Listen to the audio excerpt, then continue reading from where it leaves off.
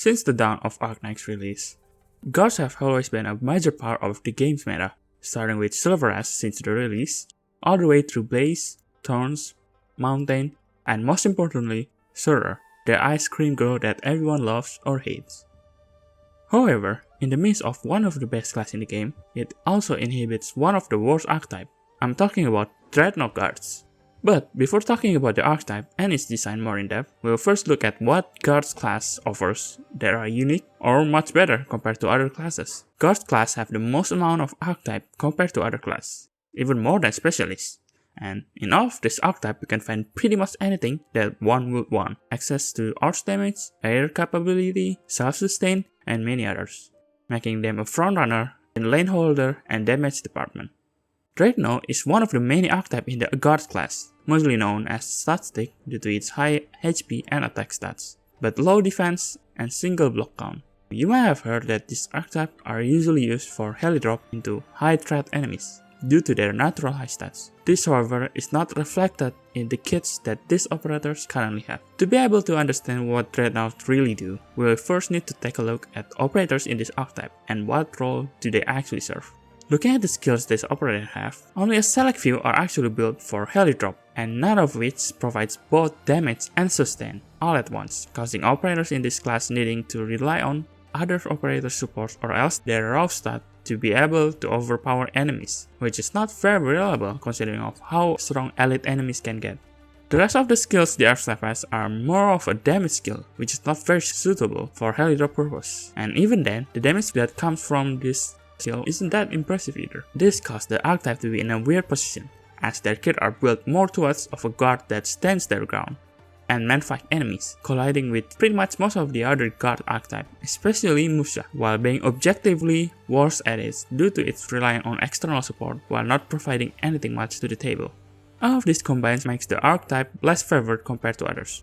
That is until the release of today's star, Nearl the Radiant Knight. She is a new 6-star Dreadnought guard released on Nearl-like event. Being a quote-unquote better Skadi, she pretty much solves all the problems that the archetype previously have, while also bringing something new to the table.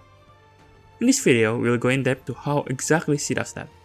We'll first start with her skill. Her first skill is an infinite skill that grants Nearl an extra 1 tile of range and increases her attack and attack speed. The numbers on this skill is surprisingly decent, having DPS closely on par with the cornerstone operators, not to mention high damage per hit for high defense enemies. This however comes with a caveat. She is still a block 1 and a single target operator, thus shouldn't be treated as a replacement of those cornerstone operators.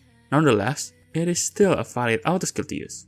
Next, we will actually talk about her third skill first. Nearl's third skill summons a Blazing Sun on a deployable ground tile within the 4 adjacent tiles. This stuns and deals true damage to nearby enemies, then expands her attack range on top of increasing her attack and defense. In addition, she also changed damage type to true damage when attacking enemies blocked either by herself or the Blazing Stun. This skill is what Skadi wished she had been. Even though Nearl doesn't get extra HP like Skadi, the stun and the Blazing Stun provides objectively better sustain for her to be able to do damage safely. Not to mention the increased attack range also allows her to do fun stuff like this. This skill is really good, isn't it? True damage, tanky summons, increased range, stuns, and decent SP cost. And yes, you will be right.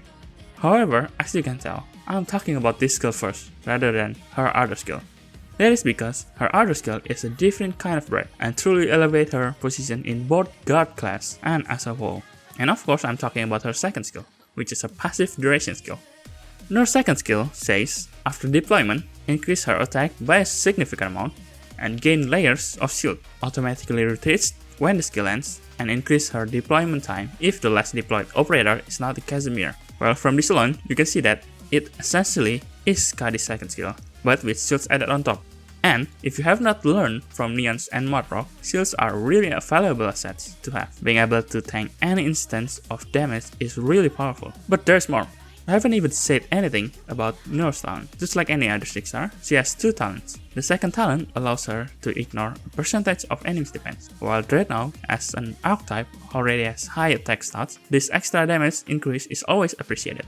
Her first talent, meanwhile, pairs really well with this second skill and is one of the many reasons why this skill is absolutely bonkers. That is, after deployment, stuns and deals true damage to the enemies in 4 adjacent tiles. All of this combines allows Nearl to deal a massive amount of damage while also guarantees multiple hits on the enemies before she can even get close to death, becoming a true heavy drop assassin. This obviously does come with some cons, such as being only able to appear occasionally due to skill's auto retreat and the long redeployment time. It, however, is not that big of a deal because of how much value she brings to the table when she is deployed. Last but not least, is the main reason why her skill is one of a kind and triumph over all her other skills. As everyone knows, before going to stage, we can set up our squad for up to 13 operators, including support unit. However, in battle, we can only deploy for up to 9 operators at once, depending on the maps. This amount is usually enough for general gameplay. However, in harder stages such as contingency contract, this deployment slot often gets reduced to 5 or 6, making each deployment slot a valuable resource. But what if you can cheat around that legally? Yes, robot already does that, but they're pretty weak, so a super robot is what we want, and that is exactly what Nearl is. Her second skill, on top of doing all the previous, also does not consume deployment slots, letting us to keep or deploy an additional operators we otherwise wouldn't be able to. This alone opens up a lot of possibilities for players, which is why, although her third skill is really good, it would need to compete with both her skill 2 and an extra operator being on the field instead, which obviously is a very hard task to do, as 2 is better than 1. With all of this improvement on Nearl's kit, it wouldn't be far to say that HG managed to cover up her Archetype innate weakness, making her a valuable unit for both general and high-end content. On a final note, is she worth pulling? My answer will be yes, especially if you want to challenge yourself even more on high-end content, such as contingency contract, but not as much for newer players. She's also a limited unit and shares banner with Flametail, who I believe is overlooked by many players, so that is another incentive to pull. I have a video coming up about Flametail, hopefully releasing this week, so I will see you guys until then. Bye bye.